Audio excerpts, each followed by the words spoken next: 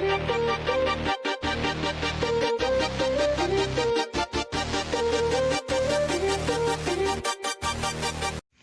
वालेकुम दोस्तों, नजीब्स official YouTube channel में खुशामदीद। दोस्तों, ये वीडियो 10वीं जमात महाराष्ट्र बोर्ड उर्दू मीडियम की वीडियो है, जिसमें हम साइंस 1 का पहला सबक सुखली कशिश का मुताला कर रहे हैं। ये वीडियो चैप्टर की लास्ट वीडियो है, जिसके अंदर हम इन टेक्स्ट क्वेश्चंस के आंसर्स देखेंगे। इन टेक्स्ट क्वेश्चंस यानी कि सबक के अंदर जो सवालात पूछे जाते हैं वो सवालात। ज़रा याद कीजिए, बताइए तो भला क्या आप जानते हैं, ज़रा आइए दिमाग पर जोर दे। इस कैटेगरीज के सवालात होते हैं जो सबक के अंदर पूछे जाते हैं, उन्हीं सवालात के ये जवाबात है। इन सारे सवालात को रिस्पेक्टिव वीडियोस में, टॉपिक से रिलेटेड रिस्पेक्टिव वीडियोस में डिटेल में डिस्कस किया जा चुका है। अगर यहाँ पर आपको इनके जवाब समझ में नहीं आ रहे हैं तो उस टॉपिक से रिलेटेड वीडियो आप देख सकते हैं, जो कि चैप्टर की वीडियो नंबर 101 से लेकर 110 तक 111 तक की वीडियोस है। आइए इस वीडियो की शुरुआत करते हैं। सफ़ा नंबर 1 पर ज़रा याद कीजिए के अंडर 3 सवाल पूछे गए हैं। उसमें से पहला है, किसी शय पर क़ुव्वत लगाने से क्या असरात होंगे। किसी शय पर क़ुव्वत लगाने से दर्जे ज़ैल असरात होंगे। शय की जिसामत और हालत में तब्दीली हो सकती है। अगर शय साकिन हो तो शय में हटाव पैदा होगा। अगर शय हरकत कर रही हो तो शय की हरकत की सिमत तब्दील हो जाएगी। यह था पहला सवाल। पहले सवाल का जवाब। सवाल नंबर 2, आपको क़ुव्वत की कौन कौन सी किस्में मालूम है।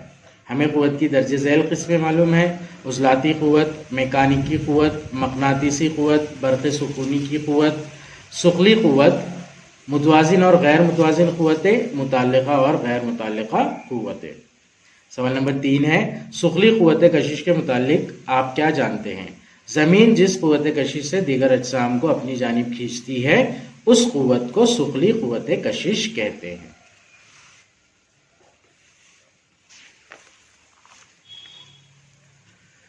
चैप्टर के लास्ट में एक क्वेश्चन दिया गया है, बताइए तो ज़रा याद कीजिए के फॉर्म में ही। न्यूटन के हरकत से मुतालिक कवानीन कौन से हैं। न्यूटन के 3 कानून हैं। न्यूटन का पहला हरकत कानून, अगर किसी जिस्म पर कोई बैरूनी गैर मुतवाज़िन क़ुव्वत अमल ना करे तो वो जिस्म जो साकिन हालत या ख़त मुस्तक़ीम में यकसा रफ्तार से हरकत कर रहा है उसी हालत में रहेगा। न्यूटन का दूसरा कानून, मियारे हरकत की तब्दीली की शरह अमल करने वाली क़ुव्वत के रास तनासुब में होती है और मियारे हरकत की तब्दीली क़ुव्वत की सिमत में ही होती है। न्यूटन का तीसरा हरकत कानून, हर एक अमल के लिए मसावी असर का उसी वक्त होने वाला रद्द अमल मौजूद होता है और इनकी सिमत एक दूसरे के मुखालिफ होती है। ये था सवाल नंबर 1 के क्वेश्चंस। अब हम सवाल नंबर 4 पर जाएंगे डायरेक्ट। सफ़ा नंबर 4 पर जाएंगे। सफ़ा नंबर 2 और 3 पर स्पेसिफिक कोई क्वेश्चंस नहीं है। सफ़ा नंबर 4 पर है, आइए दिमाग पर जोर दे के अंडर में शक्ल 1.4 में ESF और ASB मसावी हो तो EF के मुतालिक क्या कहा जा सकता है। शक्ल 1.4 जो है वो केपलर के कवानीन की शक्ल है। केपलर के कवानीन की वीडियो में इस क्वेश्चन को डिटेल में एक्सप्लेन किया गया है। यहाँ पर अभी इसे सिर्फ रीड किया जा रहा है। ESF और ASB मसावी रकबे के इलाके हैं और इन रकबों को तय करने के लिए दरकार वक्त भी यकसा है, लेकिन ASB में A से B का फासला और ESF में E से F का फासला यकसा नहीं है। A से B का फासला E से F के फासले की बनिस्बत ज़्यादा है, यानी जब सैयारा A से B की जानिब सफ़र करता है तो इसकी रफ्तार बहुत ज़्यादा होती है। इसके बरक्स जब सैयारा E से F की जानिब सफ़र करता है तो इसकी रफ्तार कम होती है। सूरज से करीब तर मुकामात या नुकात जहां सैयारे की रफ्तार बहुत ज़्यादा होती है, हजीज़े शमसी कहलाते हैं। यहाँ पर नुकात A और B हजीज़े शमसी है। सूरज से बहुत ज़्यादा फासले पर वाक़ मुकामात या नुकात जहां सैयारे की रफ्तार बहुत कम होती है, ऊजे शमसी कहलाते हैं। यहाँ नुकात E और F ऊजे शमसी है। सवाल नंबर 2 दिया गया है नीचे एक डायलॉग बॉक्स में, जिसमें ग्रेविटेशनल G की वैल्यू दी गई है, ग्रेविटेशनल कांस्टेंट की वैल्यू। साबित कीजिए कि एसआई निज़ाम में कैपिटल जी की इकाई न्यूटन मीटर स्क्वायर पर केजी स्क्वायर है। न्यूटन के कशिश सुकल के कायनाती कानून के मुताबिक F is equals to G m1 m2 upon D square. तबई मकदारों की एसआई निज़ाम में इकाइयाँ रखने पर, ये सारी तबई मकदारें हैं F, G, m1, m2, D, इनकी एसआई निज़ाम में इकाइयाँ रखी जा रही है। N is equals to G K G multiplied by K G upon M square. N is equals to capital G K G square upon M square. Capital G की SI निज़ाम में इकाई निकालनी है तो उसकी इकाई नहीं रखी गई है यहाँ पर। के जी स्क्वायर को यहाँ पर लेकर आया तो वो अपॉन में जाएगा और मीटर स्क्वायर यहाँ पर लेकर आया तो वो ऊपर हो जाएगा, इसलिए जी मसावी हो रहा है न्यूटन मीटर स्क्वायर पर के जी स्क्वायर। लिहाजा एसआई निज़ाम में कैपिटल जी की इकाई न्यूटन मीटर स्क्वायर पर के जी स्क्वायर है। सफा नंबर 5 पर आइए दिमाग पर जोर दे के अंडर ये क्वेश्चन है, टेबल पर दो अशिया के दरमियान और आपके बाजू में बैठे आपके दोस्त के दरमियान क्या सुखली कुव्वत कशिश मौजूद है? अगर है तो दोनों एक दूसरे के करीब क्यों नहीं आते? जी हाँ, टेबल पर रखी दो अशिया के दरमियान या मैं और मेरे बाजू में बैठे दोस्त के दरमियान सुखली कुव्वत कशिश मौजूद है न्यूटन के कशिश सुखल के कायनाती कानून के मुताबिक, जो कि है F is equals to G m1 m2 upon D square. Table पर रखी दो अशिया या मैं और मेरे बाजू में बैठे दोस्त के दरमियान कुव्वत कशिश सुखल मौजूद है, लेकिन दोनों अशिया की कमियतें या मेरी और मेरे बाजू में बैठे दोस्त की कमियतें बहुत कम होने की वजह से ये अजसाम साकिन रहते हैं, क्योंकि इनमें असरा पैदा नहीं होता। असरा पैदा नहीं होता, इसकी वजह से ये अजसाम साकिन होते हैं, इसीलिए वो एक दूसरे के करीब नहीं आते हैं। इलावा अजीज सुखली कुव्वत कशिश कुदरत में पाए जाने वाली तमाम कुव्वतों के मुकाबले बहुत ही कम होती है।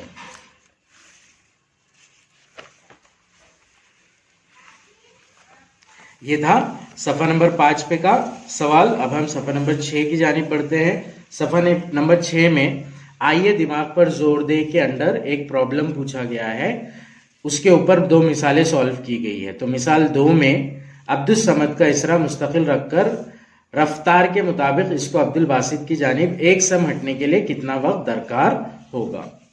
दी हुई मालूमात, यहाँ पर फासला s मसावी 1 सेंटीमीटर है। एसआई निज़ाम में मीटर सेंटीमीटर को मीटर में कन्वर्ट करेंगे, 0.01 मीटर हो जाएगा वो।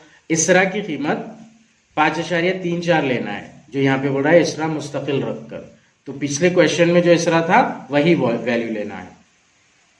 ए मसावी 5.34 ज़रब 10 की कुव्वत -9 मीटर पर सेकेंड स्क्वायर। टी मसावी 0, यू मसावी 0। टी की वैल्यू निकालना है। न्यूटन की तीसरी हरकती मसावत का इस्तेमाल करेंगे हम यहाँ पर। एस मसावी U T plus half A T square. S की जगह पर 0.01 आएगा, यू की जगह पर 0 ज़रब टी, तो ये वाला पूरा टर्म 0 हो जाएगा।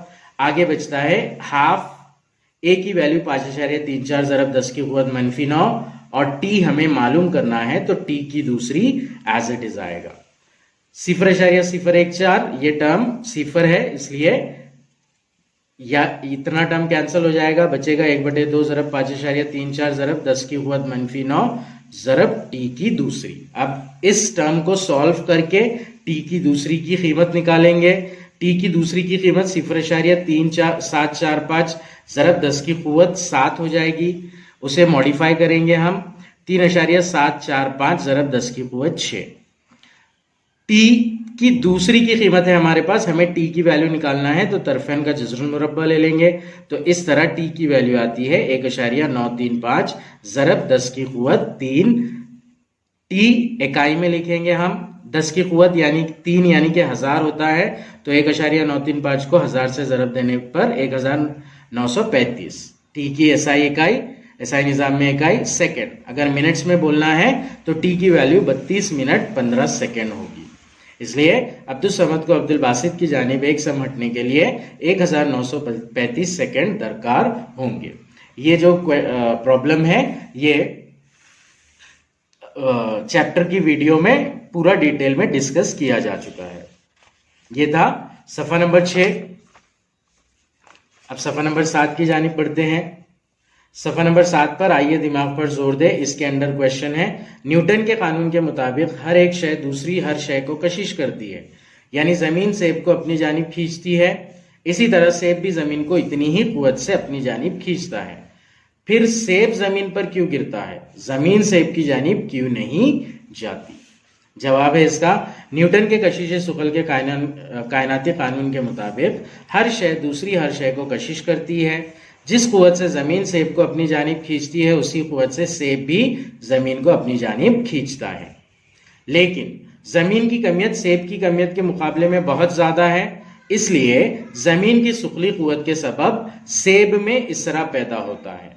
इसके बरक्स सेब की कमियत इतनी नहीं है कि वो जमीन में इसरा पैदा कर सके। यही वजह है कि सेब जमीन की जानिब जाता है, ना कि जमीन सेब की जानिब। सफा नंबर 8 पर जरा सोचिए के अंडर ये क्वेश्चन है, जमीन की कशिश सुखली कशिश ना होती तो क्या होता? अगर जमीन के अंदर जो खींचने की कशिश है वो ना होती तो क्या होता? जमीन की सुखली कशिश ना होती तो जमीन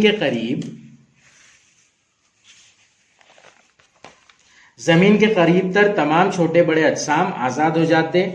दरख्त, पहाड़, समंदर, जो भी चीज है जमीन के ऊपर, वो हर शय हवा में उड़ने लगती। उसी के नीचे दूसरा सवाल दिया गया है, कैपिटल जी की कीमत दुगनी होती तो क्या होता? कैपिटल जी की कीमत दुगनी होती तो क्या होता? न्यूटन के कशिश सुकल के कायनाती कानून के मुताबिक F मसावी G(m1m2) upon D square. अगर G दुगना हो जाए तो, अगर इसकी वैल्यू दुगनी हो गई तो यहां पर हमें 2G लिखना पड़ेगा। तो F मसावी हो जाएगा 2 ज़रब G m1m2 upon D square. Now G मतलब G m1m2 upon D square यानी कि F है, तो जो नया F होगा वो पुराने F का दुगना हो जाएगा। इसलिए अगर G की कीमत दुगना हो जाए तो दो अजसाम के दरमियान कशिश सुकल की कुव्वत भी दुगना हो जाएगी। इसी पेज के ऊपर बताइए तो भला में क्वेश्चंस दिए गए हैं। अगर जमीन की कमियत दुगनी और निस्फ उतर आधा कर दिया जाए तो स्मॉल g की कीमत क्या होगी? हमें स्मॉल g की कीमत निकालना है। कंडीशन क्या दे रहा है? जमीन की कमियत दुगनी हो रही है और निस्फ उतर आधा हो रहा है। जमीन की कमियत कैपिटल M फर्ज कर रहे हैं हम। नई कमियत जो कि दुगनी हो रही है बोला जा रहा है, तो वो हो जाएगा M डैश। नई कमियत को हम M डैश बोल रहे हैं, वो पुरानी कमियत के दुगना है। जमीन का निस्फुतर कैपिटल R फर्ज कर रहे हैं। नया निस्फुतर उस पुराने के आधा है, इसलिए R डैश मसावी हाफ R। जमीन का सुखली इसरा स्मॉल g, नया सुखली इसरा G डैश। सतह जमीन पर सुखली इसरा का फार्मूला है small g is equals to GM upon R square. इसीलिए नया जो सुखली इसरा हो जाएगा वो हो जाएगा G dash is equals to G नई कमियत बटे नए निस्फ उतर का मुरब्बा, R डैश का मुरब्बा। तो G dash is equals to GM dash upon R dash square. G dash is equals to G into M dash है 2M और R डैश है हाफ R। तो इस तरह से G डैश को सॉल्व करेंगे हम। सॉल्व करने पर G डैश की जो वैल्यू आएगी वो आएगी 8 multiplied by GM upon R square. Now ये GM अपॉन R स्क्वायर था स्मॉल g, तो G dash is equals to हो जाएगा 8 मल्टीप्लाइड बाय G। नंबर 1 दिया गया है उसे सवाल में। G डैश की वैल्यू होगी G का 8 गुना, यानी कि जमीन का निस्फ उतर आधा हो जाए और उसकी कमियत दुगना हो जाए, तो जो नई सुखली इसरा की कीमत होगी वो अभी की सुखली इसरा की कीमत का 8 गुना हो जाएगी। लिहाजा जमीन की कमियत दुगना और इसका निस्फ उतर निस्फ हो जाए तो जमीन का सुखली इसरा मौजूदा सुखली इसरा का 8 गुना हो जाएगा। इसके बाद अगला सवाल सफा नंबर 9 पर है। जरा सोचिए के अंडर, जमीन के अंदर गहराई में जाते वक्त क्या सुखली कुव्वत की सिमत में कुछ फर्क आएगा?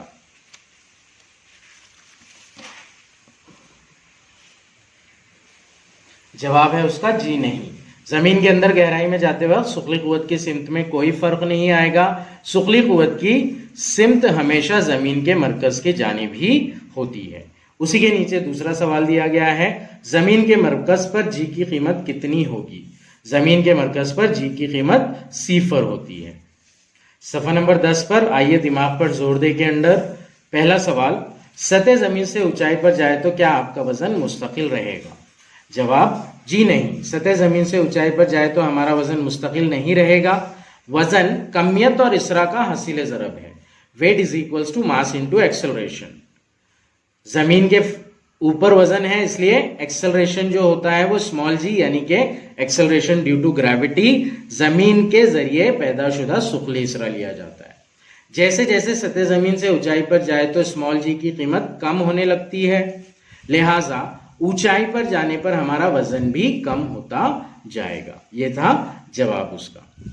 उसी के नीचे दूसरा सवाल दिया गया है, फर्ज कीजिए आप एक ऊंची सीढ़ी पर खड़े हैं, जमीन के मरकज से आपका फासला 2r हो तो आपका वजन कितना होगा? सवाल स्टार्ट करने के लिए सबसे पहले हम वजन का फार्मूला लिख रहे हैं। वजन मसावी कमियत ज़रब इसरा। हर जगह पर कमियत सेम होती है, एक ही होती है, चेंज नहीं होती है, वजन चेंज होता है। सतह जमीन पर वजन W is equals to mg, m मसावी मेरी कमियत। सवाल में आप खड़े हो इसलिए बोल रहा है, तो इसलिए m मसावी मेरी कमियत लिख रहे हैं हम यहाँ पर।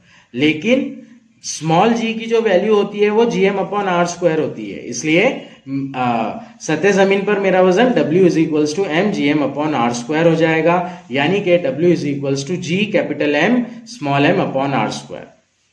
इसे हम नंबर 1 देंगे। फर्ज करें 2r की ऊंचाई पर जाने पर मेरा वजन W डैश है, तो W डैश हो जाएगा gmm अपॉन फासले का मुरब्बा 2r की दूसरी। W dash is equal to gmm upon 2 का मुरब्बा 4, r का मुरब्बा r की दूसरी। तो इस तरह से ये वैल्यू निकलेगी। यहां पर 1/4 को हम अलग लिख देंगे, W dash is equal to होगा 1/4, बाकी बच गया gmm अपॉन आर स्क्वायर, उसे यहां पर लिखेंगे। अब gmm अपॉन आर स्क्वायर मतलब मेरा वजन था सतह जमीन पर, तो इसलिए W dash is equal to हो जाएगा 1/4 ज़रब W। लिहाजा जमीन के मरकज से 2r के फासले पर जाने पर मेरा वजन सतह जमीन पर मेरे वजन का 1/4 गुना हो जाएगा। ये था सॉल्यूशन इस क्वेश्चन का। सफा नंबर 11 पर बढ़ते हैं हम। अमल कीजिए के अंदर ये क्वेश्चन पूछा हुआ है, एक पत्थर हाथ में पकड़िए, इस पर कौन कौन सी कुव्वतें अमल कर रही है? अब उस पत्थर को आहिस्ता से छोड़ दीजिए। आपने क्या महसूस किया? पत्थर छोड़ने से उस पर किस कुव्वत ने अमल किया? सबसे पहला जो सवाल है, सवाल के अंदर कौन कौन सी कुव्वतें अमल कर रही है? हाथ में पकड़े हुए पत्थर पर 2 कुव्वतें अमल कर रही है, एक उजलाती कुव्वत, दूसरी जमीन की सुखली कुव्वत। पत्थर को छोड़ने पर वो जमीन पर गिर जाता है। पत्थर को छोड़ने पर क्या होगा? आपने क्या महसूस किया? उसका जवाब है पत्थर को छोड़ने पर वो जमीन पर गिर जाता है। पत्थर छोड़ने से उस पर किस कुव्वत ने अमल किया? हाथ से छोड़ने पर पत्थर पर सिर्फ और सिर्फ जमीन की कशिश सुखल की कुव्वत अमल करती है। यह था सफा नंबर 11 का। अब सफा नंबर 12 की जानिब। सफा नंबर 12 पर आइए दिमाग पर जोर दे के अंदर ये क्वेश्चन है, न्यूटन के कशिश सुखल के कानून के मुताबिक ज्यादा कमियत वाले अजसाम पर जमीन की सुखली कुव्वत ज्यादा होती है, तब वो जिस्म कम कमियत वाले जिस्म से ज्यादा रफ्तार से क्यों नहीं गिरता? जवाब है इसका, पहला पॉइंट हम लिख रहे हैं सुखली इसरा की कीमत। सुखली इसरा की कीमत झैल के मुताबिक जाहिर की जाती है सतह जमीन पर small G is equals to gm upon R square. R जमीन का निस्फुतर है। अगर सतह जमीन से h ऊंचाई पर जा रहे हैं तो gh की वैल्यू होगी capital gm upon R plus H square. जमीन के मरकज से फासला अगर सतह जमीन पर है तो r है, और h ऊंचाई पर जा रहे हैं तो r प्लस एच है। तो g का formula gm upon R square, gh का formula gm upon R plus H square.